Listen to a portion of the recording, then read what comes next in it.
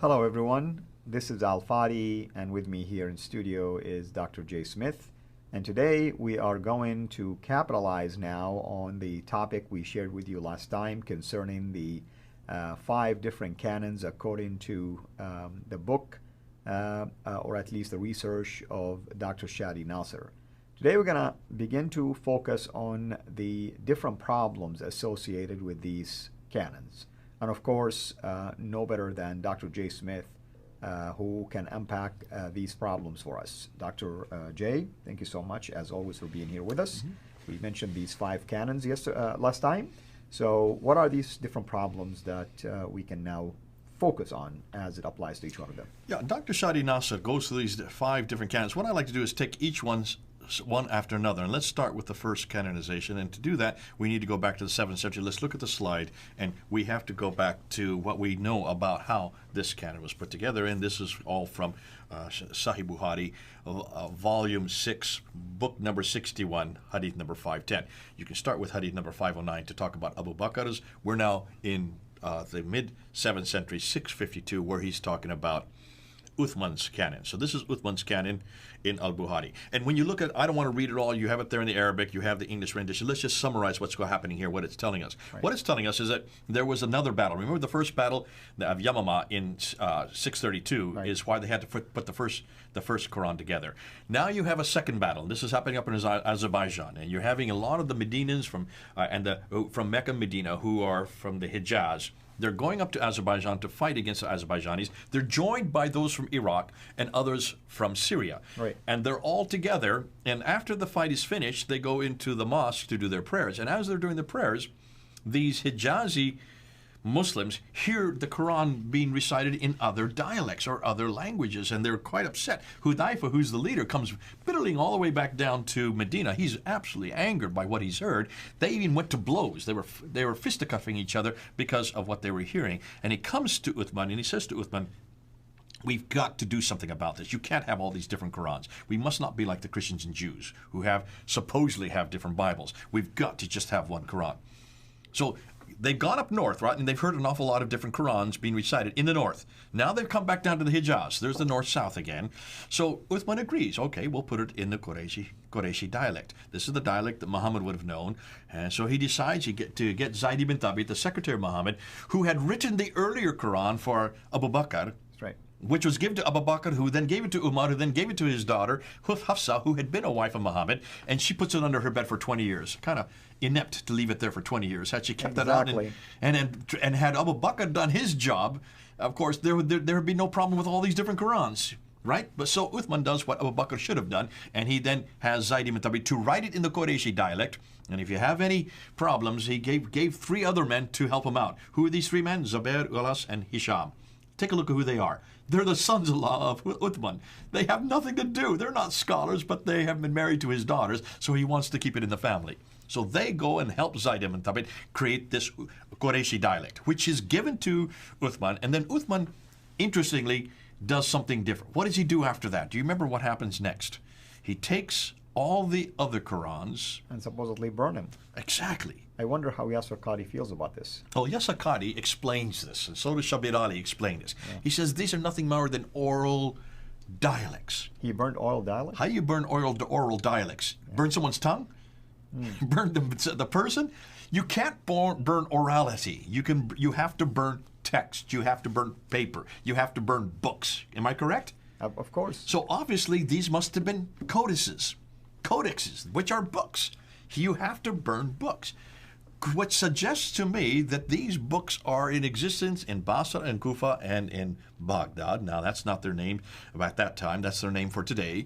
And he was burning those so that they would not disagree with the Qurayshi dialect that he now has written in a consonantal text. Can you see there's a problem with this, historically speaking? Because how would you today know how to read the Arabic text in a written form in different dialects in a written form? You have to have diacritical markings. Diacritical marks. You need dots, right? right? To know how to pronounce it. Exactly. Yeah. In order to, you can speak it orally and hear it spoken differently. And I think Yasser Qadi used the example of wa'a and water. See, that's only the difference is how you say it. Well, how you say it is different, but how would you write what you say in the text when you only have 16 consonants? And that's all they had was 16 consonants in the 7th century. Right. You can't. You have to have dama, kasra, and fatha to know between wa and water. And then you also have a ta versus a. So the ta would mean you would have to have 2 dots above it. Those dots didn't exist. That didn't exist in the 7th century. That was only introduced in the late 7th, 8th century and really is really only canonized in the late 8th century and could have only been introduced when these were being written. This guy right here, this is the first to have rewritten down with those different dots and vowels. And this is Ibn Amir, 736. That's 8th century. Right. Not 652. You can't have these oral, you might say, dialectical differences that early. So what did he burn then? He obviously burned something that was written. These have to be consonantal differences. Ooh, These are not vowelizations. This has nothing to do with diacritical marks. You can't burn texts that have different dialects that early. And this is where Dan Brubaker is coming into existence. Now we understand why they had so many differences in the consonantal text. That's for another time. Let's don't get into that. That's the biggest problem yet that I don't think Muslims have even understood yet or even tried to answer. But let's go on. So he does this, right? Now let's go. I want to show you another slide. Let's go back to the slides. Once he does this, he burns them all, and then he does this. Let's go to the next slide because the next slide shows the sequence. Started with Muhammad. There he is. He dies in 632. Muhammad was given 1 Qur'an, all right? He was given 1 Qur'an, Qurayshi Qur'an, I assume. And if it's the Qurayshi Qur'an, it must be the eternal Qur'an. And the eternal Qur'an must be written in the Qurayshi dialect. Right. How can you have an eternal Qur'an written in the Qurayshi dialect when you don't have dots and vowels that early? Dots and vowels were written by men. So how can you even talk about a Qurayshi dialectical differences in heaven? Because in order to do that, you have to have dots and vowels again. Oh, I just love playing the Mickey because you can see this is absolutely foolish when you Muslims make this kind of joke. But good old Muhammad, he realizes that not everybody can understand his Qurayshi speaking. So now we're talking about orality again. So he asked Jibril to give him 6 other dialectical differences so that his people who are coming to Medina and Mecca could understand what he was saying. So Jibril does that. And he gives Muhammad 6 different oral, let's just call it, they are oral because he hadn't written it down yet. He was still alive. That was not done until he died. Oral, different dialectical differences. Could Muhammad have understood those dialectical differences? I doubt it. Because where did those dialects come from? They came from north. Basra, Kufa, Damascus. Had Muhammad ever gone there and learned those dialects? And even if he did, how come he did not indicate that it was revealed this way until Ibn Mujahid uncovered that hadith for us? Exactly. So this is what I do, and this is what you all can do. Ask your Muslim friend. Okay, so he was given 7 by Jibril. What are those 7? Give me the names. Every Muslim I've asked that question to, they start, oh yeah, this is Nafi, Ibn Kathir, Abu Amr, Ibn Amir, Asim, Hamza, and Al-Qasai. I said, wait a minute. Those are the 7? Yes, those are the 7. Even Yasir Qadi said that. He started referring to these 7. Those don't even begin to appear until 736. That's right. These are 8th century. You cannot use this at the time of Muhammad. These were not written down. They didn't even exist. These guys weren't even living at that time that wrote these down in those dialects. There was no way you could have had dialectical forms that early, and there's no way that Muhammad could have known those 7 dialects, even if he did, because he never went to those cities and lived there to learn the dialects. Nonetheless, can you see there's enormous problems here. So here's what's fascinating. He then, let's go to the next, go back to the slide again. We now have 7 Qur'ans, right? We're now up to 7 Qur'ans. Right. The Qurayshi plus 6 others. Right. Which are from Basra, Kufa, and Damascus, as the Muslims always tell me. Uthman then comes in and he says, no, we've got to get it back to 1 because of all that happened up there in Azerbaijan. So he asked Zayd ibn Thabit to write it, and that's has 114 surahs. You see that 114 I have up there? 114 surahs is Zayd ibn Thabit's. And we're told that it's this one here, the Hafstek. We'll get to that. Now, suddenly, there is a problem because now you're back to 1 Quran again. From 7 back to 1. Right. All right? 7 back to 1.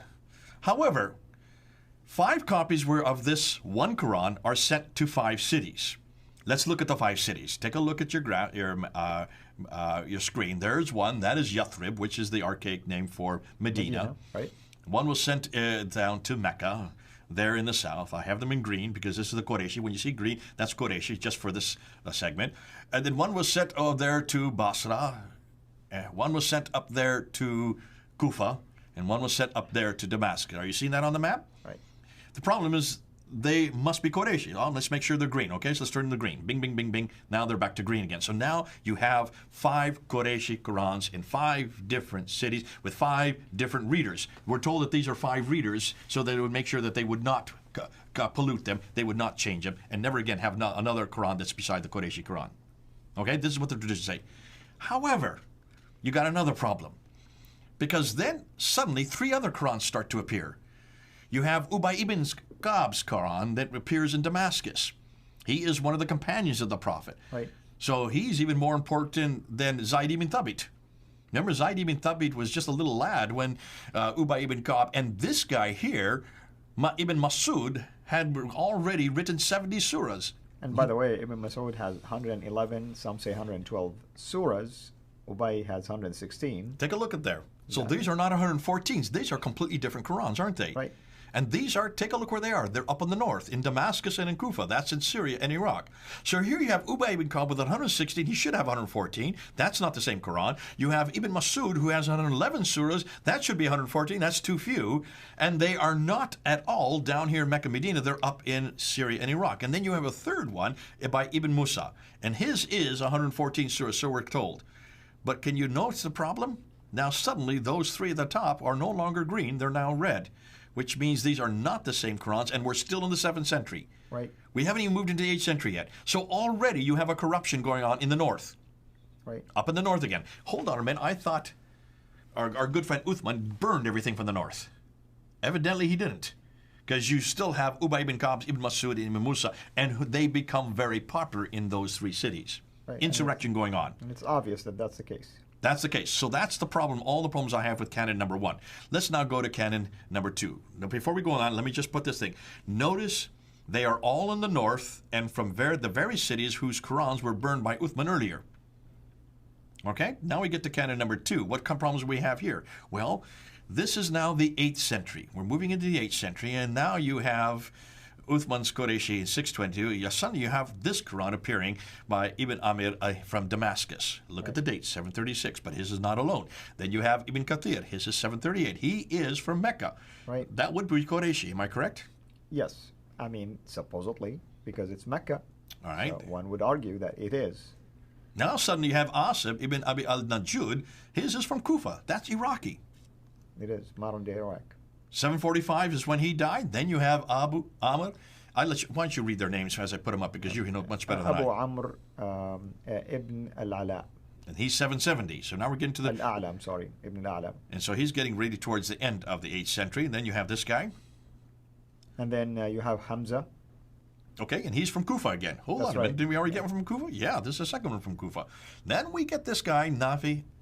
Al-Madani. He's from reference Medina. to Medina. Yeah. 785.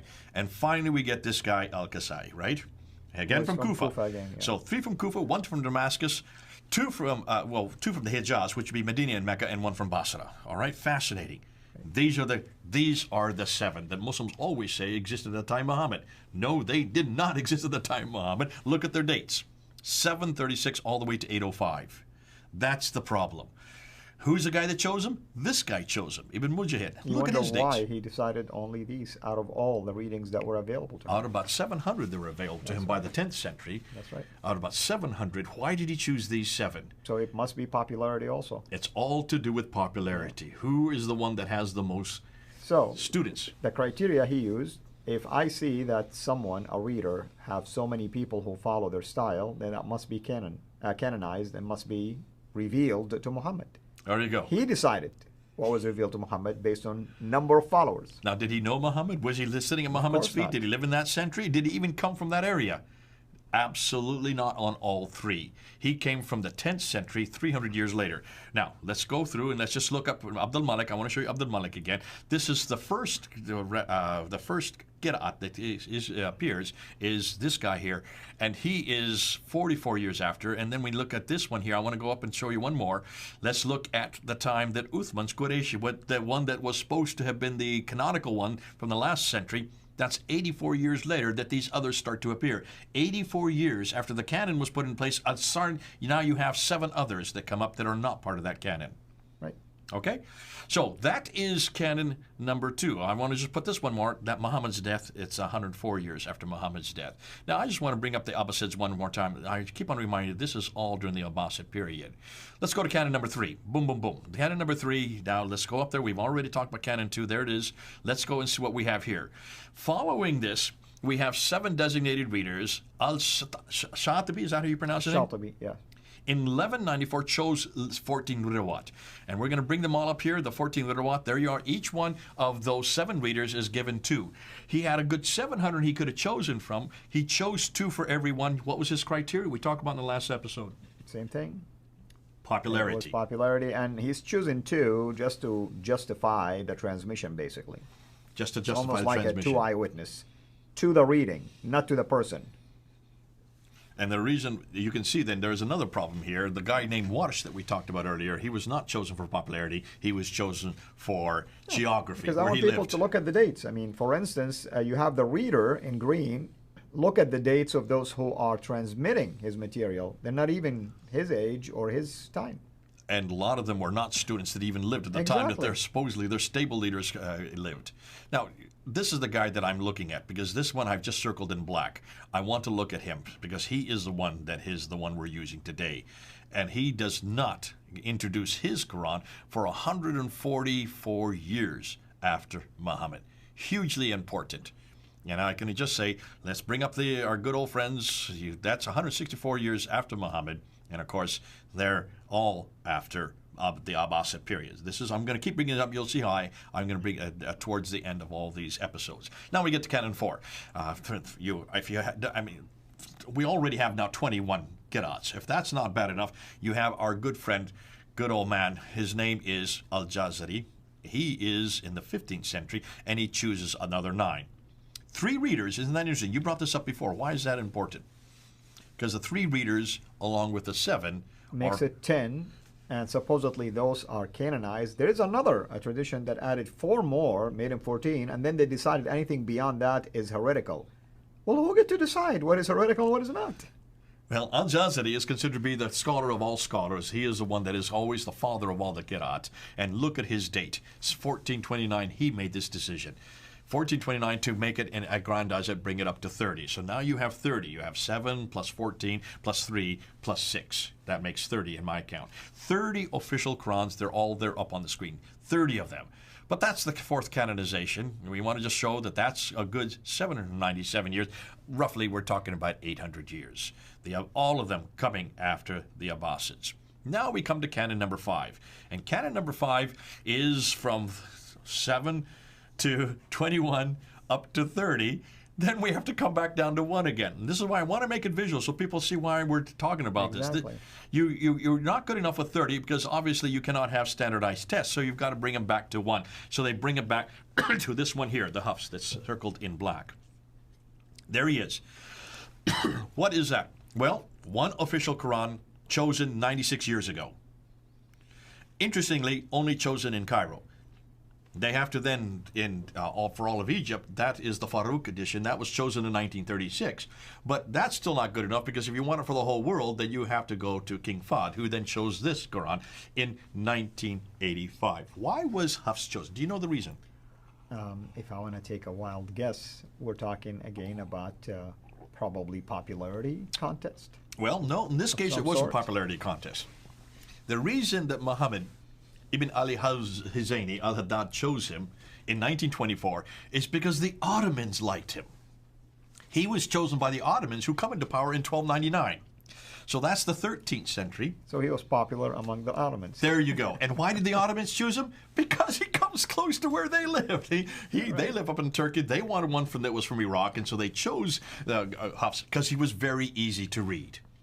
Fascinating. The NIV of the Quran. That's right. They had nothing to do with textual criticism. It had nothing to do with manuscript, textual, looking at a manuscript. It didn't look at any of the Topkapi, the Samarkand Mahil, the Huzayni, the Petropolitanus, or the Sanaa manuscript. Any of the 6 major manuscripts, we don't know of any reference of any of these manuscripts I tell they looked people, at. take the 1924 Cairo edition, look at the introduction, and show me which manuscript did they reference. That's right. They can't. So what do? Well, you can see that all of these, as you're going up on the screen, all of these that are being chosen are chosen 2 to 3 to 800 years after the fact. And I've never heard any Muslim talk about this. And that's why we have to put it on a timeline.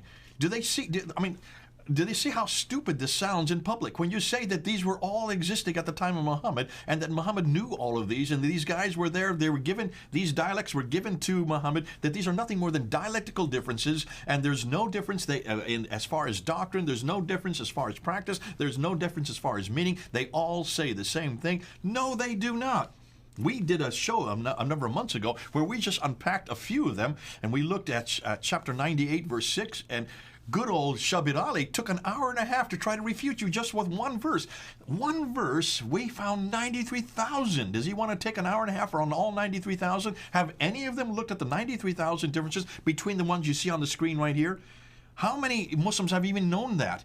How many Muslims even know how many differences? It was our group. That a whole lot of them know anything about this. It was our group in London that found out that 93, and that's just looking at 23 of the 30 that we have accessible. That's why I feel bad for my people, my Muslim people, because unfortunately they don't know about these things, and when these facts come out, you have babblers like Yasser Qadi who come and attack without even any knowledge. Not one word, not one letter different. Right. Every one of these is different. That's why you have the different names. If they were all the same, all you would do is just choose one of them. Say, we don't need the others. Why do you think you needed 30 of them? Because all 30 of them were different. And this is what you do. Each family, you know this, each family chooses, usually they choose whatever is popular in their area. For instance, we know that this one here, the Wars that we talked about earlier, this is very popular in North Africa. Right. And that's why they memorize this one in North Africa. All around the rest of the world, they memorize this one. That's correct. There are 5,000 differences between these two books right here. That's right. If you're going to memorize the Quran and you spend all your life memorizing it in the Warsh dialect, and then suddenly you come back to England or United States and you see that there's only this one here, you're going to have a problem because you're going to be missing 5,000 words. And which one is preserved right now in the tablets in heaven? Which one of these 5,000 differences? Yeah. Then that's why you can still buy them today. That's why you can get them on the internet, because they sell them to different families from different parts of the world who want to make sure that they have a tajweed. They call it a tajweed in their dialect. Right. Written down, yes, we know they're written down, and that's why they're so different, and that's why you cannot destroy them, because you dare not destroy them, because all these families, hundreds of families, thousands of families all over the world memorize it differently than the others, and they have not been told that the next door neighbors have it completely different Quran. Now, before we finish, I have 2 more slides to show. Right. Because I want to show you what then this north-south divide. Notice this, what we call north dominance. Mecca, 3 qira'ats come from Mecca. Do you see that there? How about Medina? 5 of these qira'ats, 5 of these different Qurans, these Arabic Qurans, come from Medina. Take a look here. Cairo, just 1 comes from Cairo. That's the Warsh that we talked about. Damascus, 3 qira'ats come from Damascus. Basra has 6 qira'ats come from Basra. And Kufa, double that number, 12. Why do you think? Just try to guess. You probably don't know the reason, but why would you think so many come from Kufa? It could be that the authority at that time favored maybe Kufa because of existence of schools or exactly something related to that. What schools especially? And see, this is what's interesting. What we now know is that Kufa was the seat of many of the seminaries for the Jews and the Christians and also the emerging Muslims. Because remember, these are 8th century now. We're talking about 8th century up in 9th century up until the 10th century. All the way from 736 up to 905. 8th, 9th, and 10th century, you have all these different qira'ats coming in. And the majority of them are in Basra and Kufa, which, especially Kufa, 12 of them from Kufa alone, because that is where these schools are. They're having all these discussions with the Jews and Christians. Take a look at the Quran. Have you noticed how many discussions, how many theological points there within the Quran? That now shows you how that the Quran was created at this time, much later in the 8th century. Right. And these discussions are incorporated into the Quran, and that's where they had access to these stories. These apocryphal writings, maybe Dr. John Wansbrough said this in the 1970s, these apocryphal writings that you see in chapter 5 and chapter 21 and chapter 27 don't make sense because none of these writings would have been down in Mecca, Medina. There were no Jews in Mecca, Medina. None of this apocryphal account would have existed in Mecca, Medina to have these stories incorporated. You had to be up in Kufa, he said. You had to be in Basra. Take a look and see where these Qurans are being written. in the very place where the Jews were throwing out these stories that they didn't believe were authoritative, but they were giving them as basically nothing more than children's tales about these different biblical characters. That's why the Quran is full of these stories. Right. Now can you see why all of this takes place in the north? More than that, let's just look at all of the 30 qira'ats, 8 of them from the Hijaz, 22 of them are from what we know as Iraq and Syria. Today's Hafs is also from Kufa, which is Iraq. The conclusion, a minority of the Qurans originated in Mecca and Medina, while the majority were too far to the north. All of these northern areas, except Cairo, are where the Abbasids originated. You're going to get tired of me saying the Abbasid. You'll see why later on. Can you then understand why we're saying this? This is hugely significant.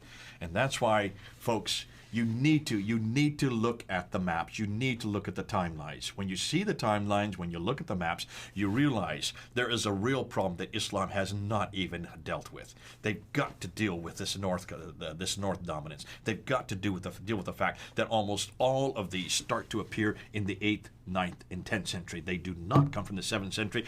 And certainly this one comes from 796, the late 8th century. You've got to start admitting this, Muslims, and you've got to start dealing with this. Proving to me that none of these come from Muhammad, and none of these come from heaven, and none of these come from Uthman. Amen to that. So hopefully everyone is enjoying the series, enjoying the data that we are sharing with you. You can see now why we're asking these serious questions. Indeed, where is Muhammad, the real Muhammad?